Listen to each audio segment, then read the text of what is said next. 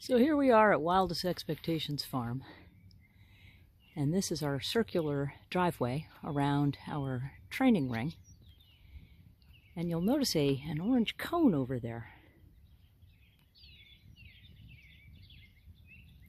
And over to the left, if I can get in close enough, we've got a killdeer.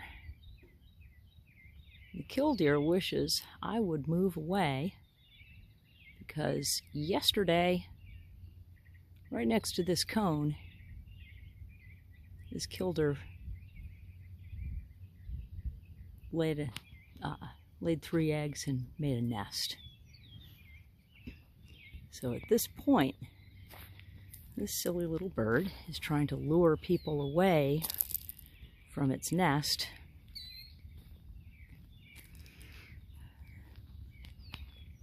And it's hoping I'll follow the bird.